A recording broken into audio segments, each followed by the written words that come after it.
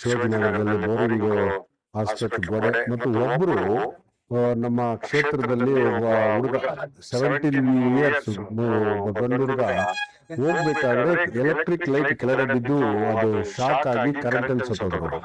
ಅವರೊಬ್ರು ನಮ್ಮ ಕ್ಷೇತ್ರದಲ್ಲಿ ಇದ್ದಾರೆ. ಮತ್ತೆ ಗೋಡೆ ಬಿಟ್ಟು ಇಬ್ಬರನ್ನೂ ಸಹ ಇವತ್ತು ಭೇಟಿ ಮಾಡಿ ಅವ್ರಿಗೂ ಸಹ ನಾವು ನಮ್ಮ ಕ್ಷೇತ್ರದ ಜನ ಎಲ್ಲ ಸ್ವಲ್ಪ ಪರಿಹಾರ ಕೊಟ್ಟು ಬಂದಿದ್ದೀವಿ.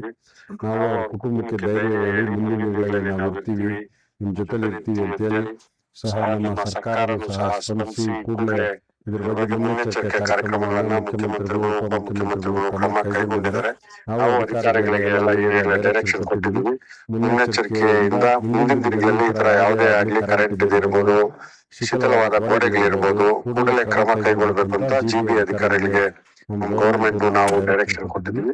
ಮುಂದೆ ಈ ತರ ಆಗ್ಲಿಕ್ಕೆ ನೋಡ್ಕೊಳ್ತೀವಿ.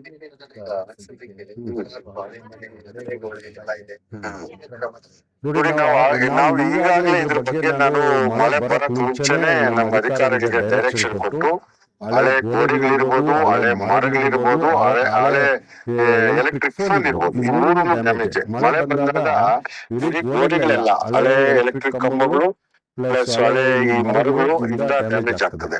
ಈ ಮೂರು ಬಗ್ಗೆನೂ ಸಹ ನಾನು ಈಗಾಗಲೇ ಅಧಿಕಾರಿಗಳ ಕರೆದು ಸಭೆ ಮಾಡಿ ಅದ್ರ ಬಗ್ಗೆ ಮುನ್ನೆಚ್ಚರಿಕೆ ಕ್ರಮ ಕೈಗೊಂಡಿದ್ದೀವಿ. ಈಗಲೂ ಸಹ ಸಮಾರಂಭದ ಪಾದಿಯಲ್ಲಿ ಇದ್ರ ಬಗ್ಗೆ ಕ್ರಮ ನಮ್ಮ ಜಿಬಿ ಅಧಿಕಾರಿಗಳು ಕೈಗೊಳ್ತಾ ಇದ್ದಾರೆ.